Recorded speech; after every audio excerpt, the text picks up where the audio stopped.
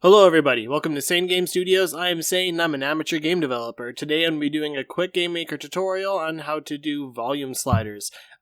These sliders are, I'm just going to be using them for volume, but the actual concept of how they work is pretty universal, and you would be able to apply these concepts to any type of slider that you want to implement into your project.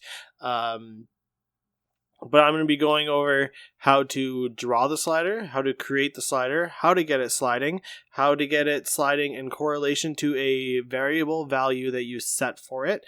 And also, I'm going to be showing how to plug that into volume. So with that, I can show you what I have going on for my project going in, so that I don't have anything going on behind the scenes.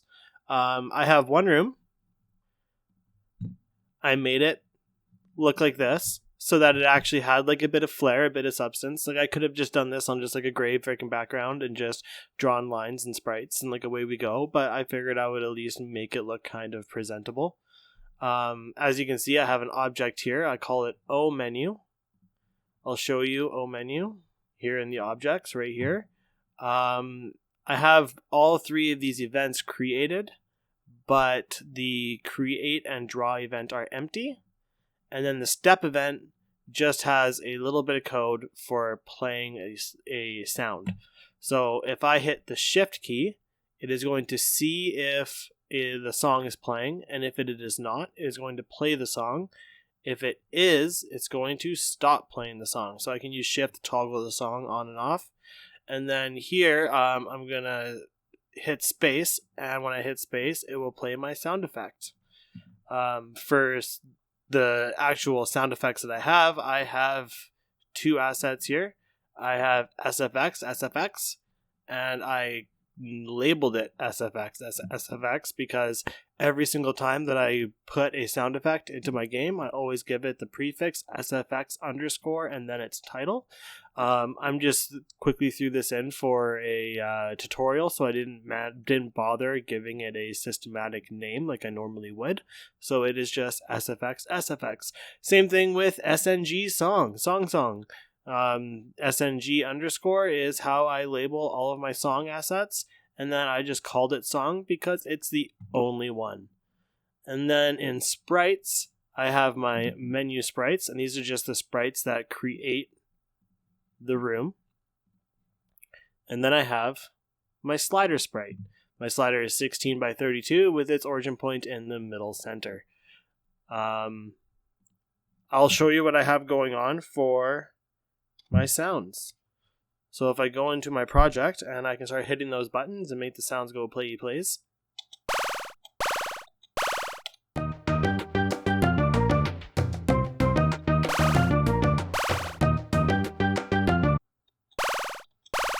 Right, so as you can see, I have like a tropical groove going on for the song, and I just have that as a sound effect. Don't ask me what it is, it's just something I found in my files. But with that, I can now start showing you guys how to build sliders. So the first thing I'm going to do is everything's going to be done in the O menu. I'm going to go into the create event, and to be able to use the sliders, the first thing we're going to have to do is we're going to have to be able to figure out a way to get player input, which is going to be rather simple. I'm going to go key up equals false, key down equals false, key left equals false, and key right equals false. So that's just the Boolean variables for getting our inputs. We are going to need a couple more things. I'm going to put in this. This is just going to be for me. Half width equals room width divided by 2. That way I don't have to type that out a whole bunch, and I only have to calculate it once. I'm going to put another one called pause, which stands for position. I'm just going to have that set to 0. And then I'm going to make 3 variables for the sound, and then I'm going to make 2 globals that will represent the actual applied sound. So I'm going to go master volume. I'm going to have it equal 1. And then I'm going to have music vol, have it equal 1. SFX vol, have that equal 1. And then for the globals, I'm going to go global dot music vol. I'm going to have that equal 1. Global dot music vol. I'm going to have that equal 1. And then the next thing I'm going to be doing is honestly just a lot of stuff in the draw event. It's going to be a little bit dry. So if you don't want to see me just creating the lines and creating the like the titles and that kind of thing, you can go ahead. I will put a chapter marker in the video, and you can just skip to where it's all drawn. I'll label it like it's all drawn or something freaking fancy schmancy like that. Getting into it, the first thing I'm going to do is I'm just going to start drawing some text.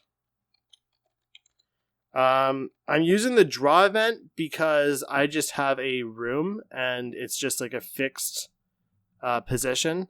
So I don't need to worry about where it's actually going to draw like in the room, because the draw event will draw to the room. If you want to draw to your user interface, like you're making like a pause menu or something, which is likely what you're going to be doing, you're going to want to be doing this in the draw GUI event, and it will work just the same. The only difference is the numbers that you will use for like your positioning. Honestly, whenever I do this, I spend a lot of time placing something, running my game, seeing where it sits. If I'm not happy with it, closing it, adjusting it, stuff like that. I did all that before the video, so I just have my numbers. But yeah, you can just continue on.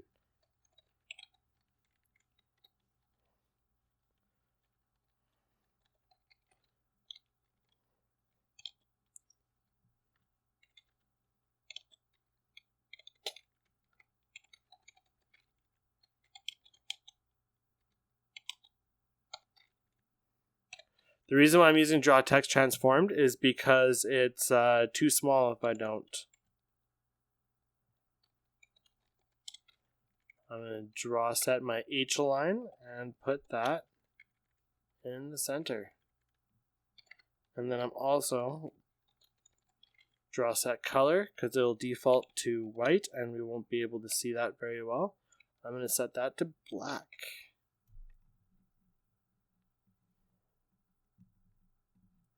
I'm going to do this 2 more times.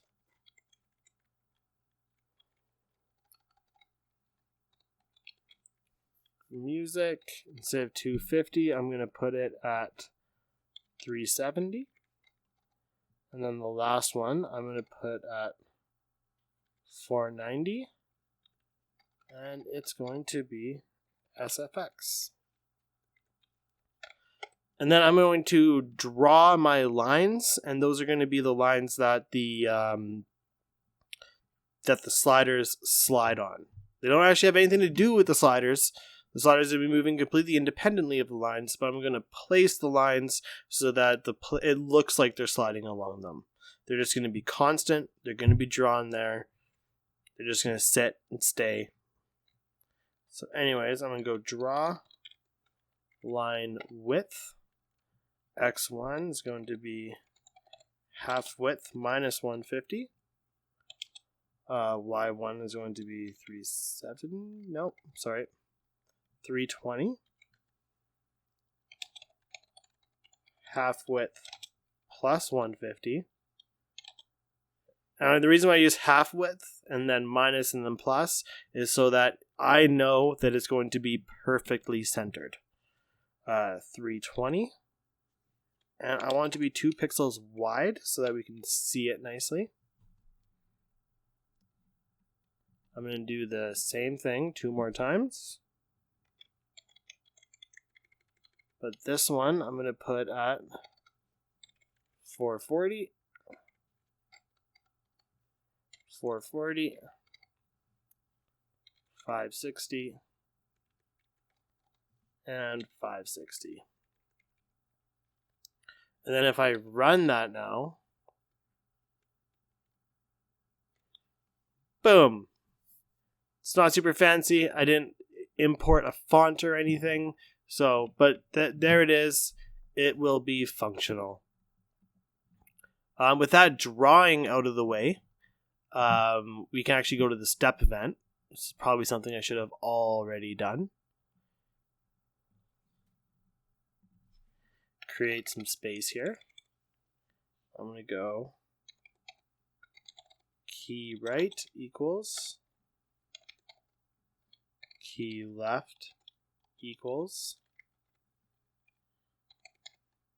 key down equals and key up equals.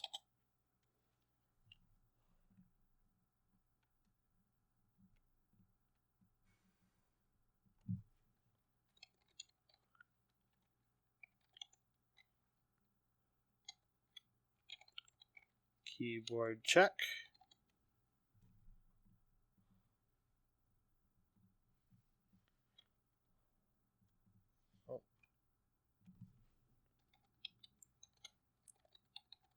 Pressed.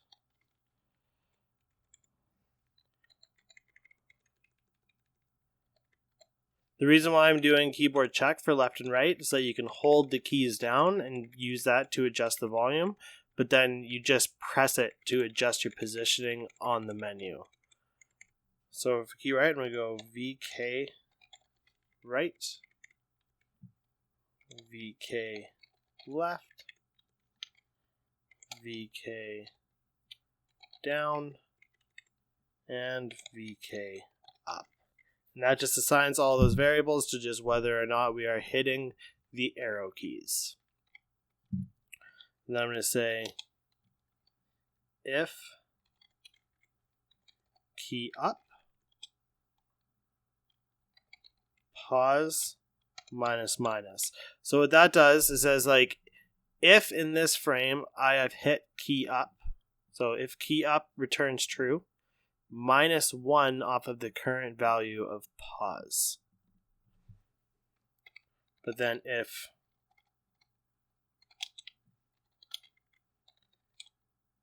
key down, pause plus plus. Same idea, but when we hit down, it's just going to add 1 to the current value of pause. But then because we only have 3 options, right? We only have master, music, and sound effects. We do not want to have pause equal 4 because we don't have a 4th option. We only have 0 for master, 1 for music, and 2 for sound effects. And then when you're at master and you go up, we want it to loop back to the bottom of the menu. And then when we go to the bottom of the menu, so we're on SFX, we hit down, we want to loop back up to the top of the menu.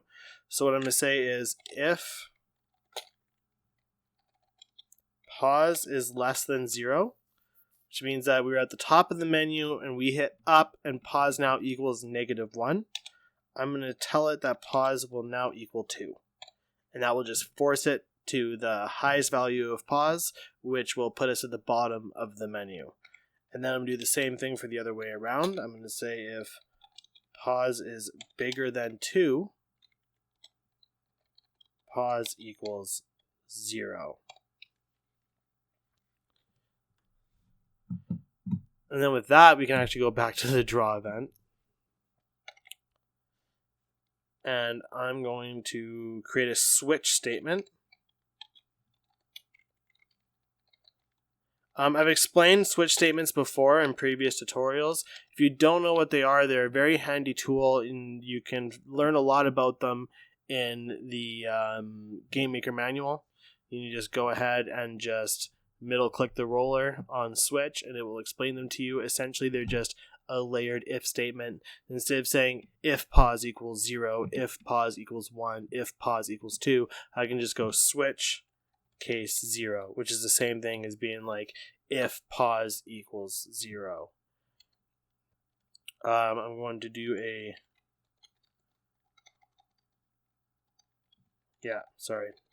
draw set via line. I'm going to go FA middle.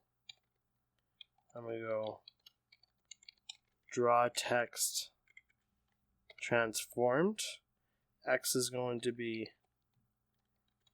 half width minus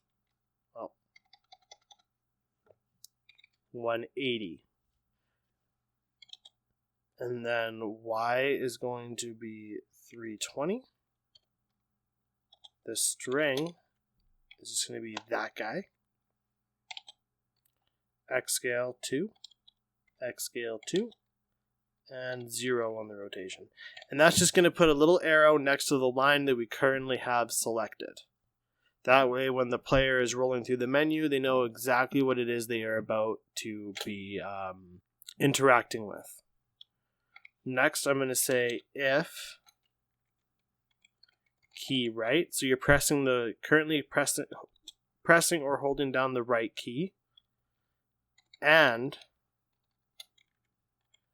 if master vol is less than 1, master vol plus equals 0.01. So what I am doing here is I'm saying if you are pressing the right key and your master volume is less than 1, add 0.01 to its current value. And the reason why I do a check here to check its value is because we don't want to be able to turn the master volume up above 1. You want 100% volume to be the maximum volume. You may disagree and you may want 120% volume like the VLC media player has. That's up to you. To do that, you can just go 1.2. But also to do that, you would have to change the length of your line and change a little bit of math. But whatever. But if key left and master vol is greater than 0, master vol minus equals 0.01. And this check is to just make sure that we never have our volume assigned to a negative value. It will stop at 0, but it will go exactly to 0.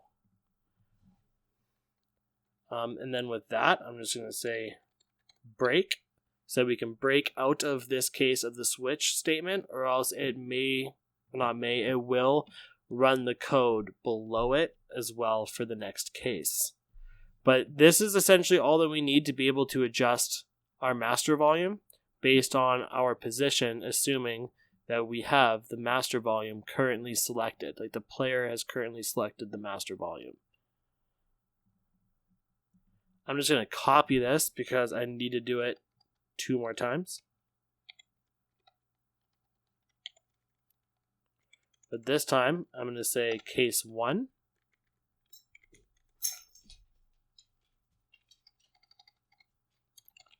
Music volume.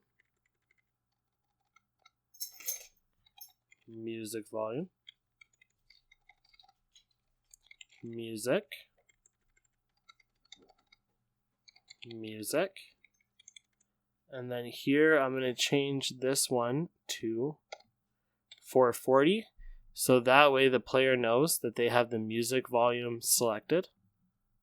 And that's all we need to do there. It's going to work exactly the same way as it did with the master volume, but it will only do it while we have the music volume line selected. And then we go case 2, which is going to be our sound effects. Change this to 560. Change this to SFX. Change this to SFX. Change this to SFX. And change this to SFX. So now we are adjusting the values and able to select them using the arrow keys, and then use the other arrow keys, the up and down select, left and right, we're able to adjust their values. But we don't have our sliders yet, which is very easy to do. But I'm going to do it outside of the switch statement because they are also constantly being drawn, but the switch statement will change their positioning. I'm going to show you exactly how it is we're going to do that. I'm going to say draw sprite, and the sprite is going to be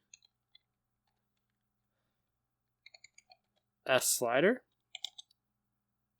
The sub image is going to be 0 because I only have one frame. And then this is the part where we put in its positioning along the line so that it looks like it slides. So the first thing I'm going to do is I'm going to set it as a default to the 0 position. So I'm going to draw it to half width minus 150, which is 0 on our line. But then I'm going to add plus the width of the line, which is, it goes from negative 150 to positive 150. So it has an overall length of 300. Then I'm going to multiply that by master volume. So what that's going to do is it's going to take the 0 position of the line, and it's going to add the overall length of the line multiplied by the value of master volume. So if you have it set to 50% volume, the master volume variable is going to be at 0.5, so it will add another 150 to it, and it will put it in the middle. And then I just got to make sure that vertically it is lined up with the line, so I'm going to go ahead and put this one at 320. And we can do that 2 more times for the other 2 volume variables. So I'm going to put this one at 440. And music. I'm going to put this one at 560. And SFX. And if I run the game now, you'll be able to see the sliders in their positions. You'll be able to see me selecting them, and then you will also be able to see me sliding them. And they do actually affect the volume variables. So I'll do a cleanup here. They do affect the volume variables, but we have not used the volume variables to affect our volume of our sounds being played yet, so they won't actually change the volume yet. But as you can see, I'm able to select. If I go to the bottom and hit down, it goes to the top. If I'm at the top and I hit up, it goes to the bottom. And then if I go here, I can slide it at will with the left and right keys. So our sliders work. Everything's working great. Now we just need to be able to plug it into our sound variable so that we can actually affect the volume of things being played. And to do that, I'm going to go back to the step event. And I'm going to say global.musicVol is going to equal musicVol multiplied by master. And the reason why I do this is because if you have your music set to 50%, so your song's playing at half volume, but then you set your master volume, which is everything in your game, to 50%, then music volume will be 50% of 50%. So this will return 25, well 0.25 for the value that we're using. Right? And that just allows your master volume and your music volume to work together to create an overall volume level that you actually put to the player. I'm going to do the same thing for my SFX.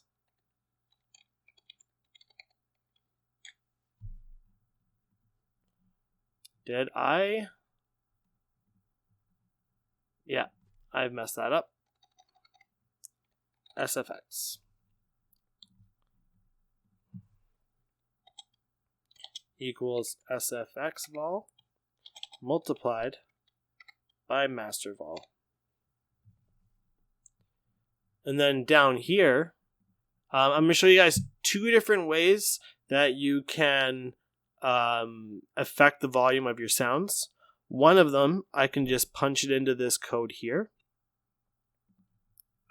And as you can see at the bottom here, this function takes a mandatory 3 arguments, but it has multiple optional arguments. You're able to put in another 4 arguments.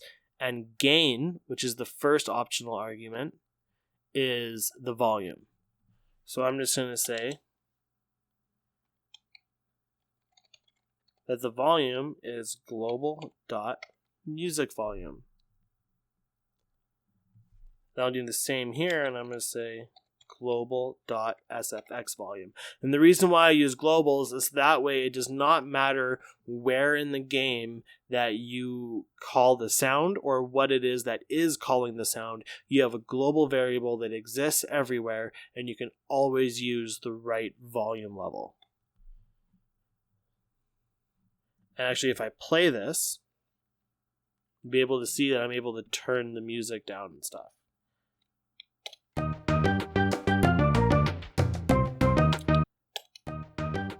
But the issue is because I am only playing the music when I hit the button, I am only able to change the volume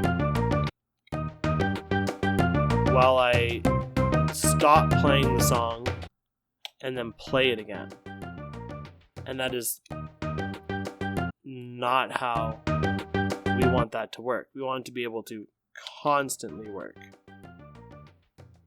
So I can change the volume, but this is less than ideal. So how do we fix that? It's actually rather simple. We're going to be using a thing called audio groups. So I'm going to go up here. I'm going to go to Tools. I'm going to go to Audio Groups. I'm going to add a new one.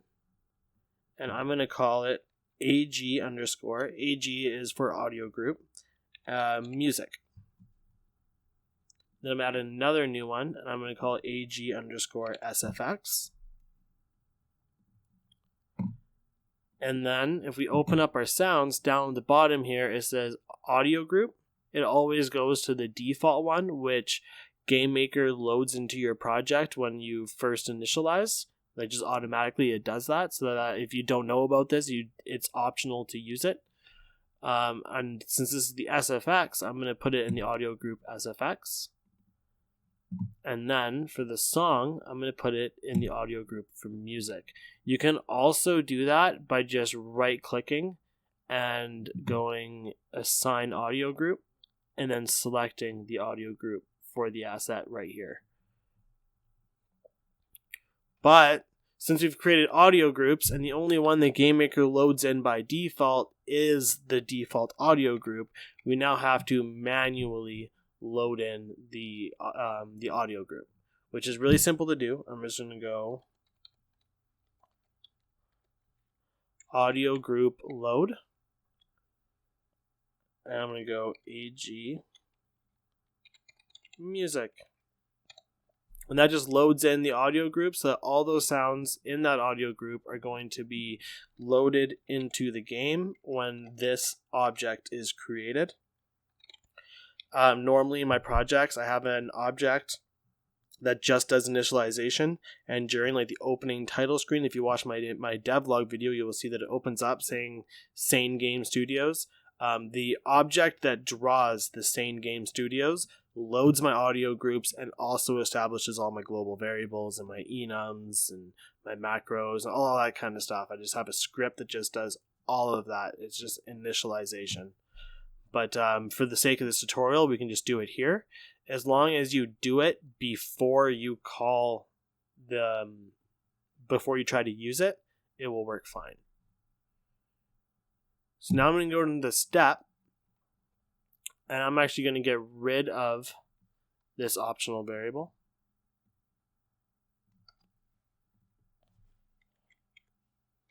And I'm going to go audio group set gain. Audio group set gain. I said game. But I want to do it to both audio groups. So I'm going to go SNG song. The volume that I want to... Oh, sorry, not SNG song. AG music.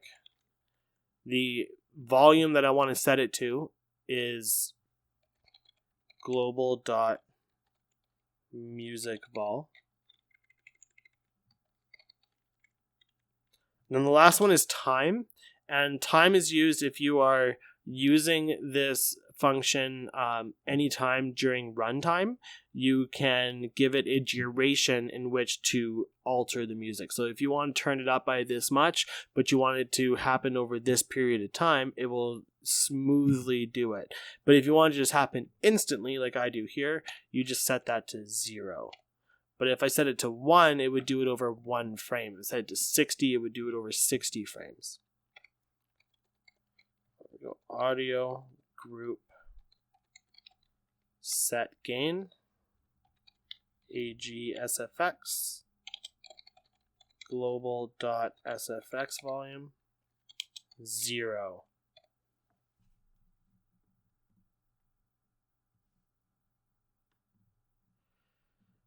And with that, we will have working volume sliders that will work in real time. So if I run this, and I start playing the song,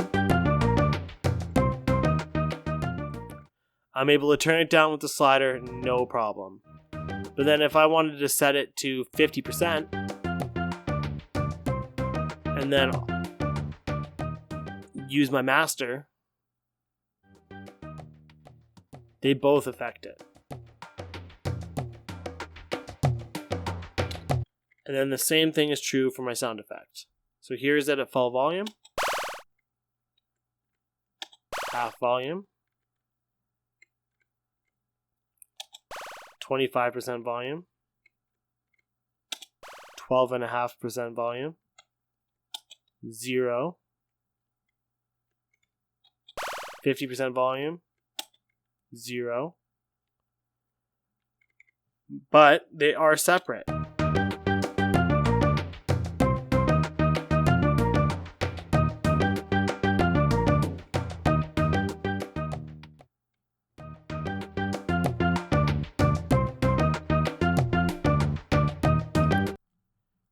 So one more thing that I like to do, totally optional, you do not need to do this.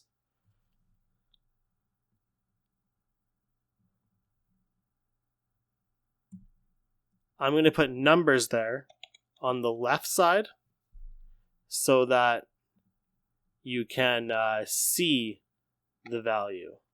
So I'm going to set my H align.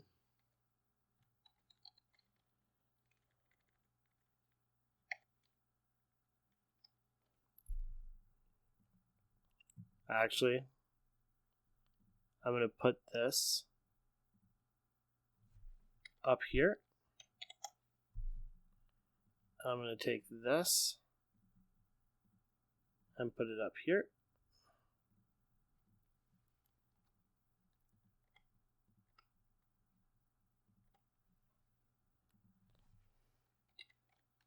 FA left. I'm going to go half width plus, might as well just do the 180.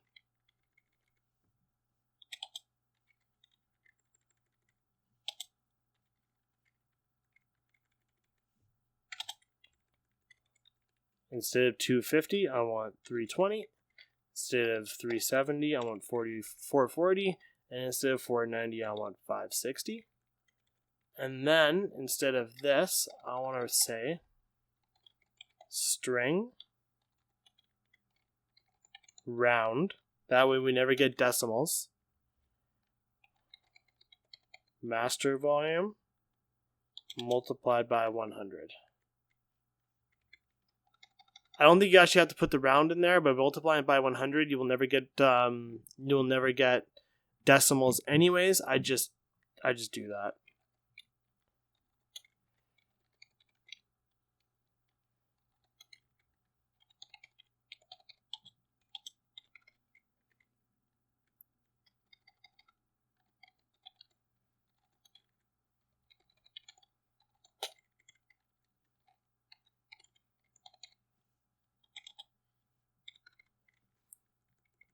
And now on the left of our bars, we will now have numbers that will give their values.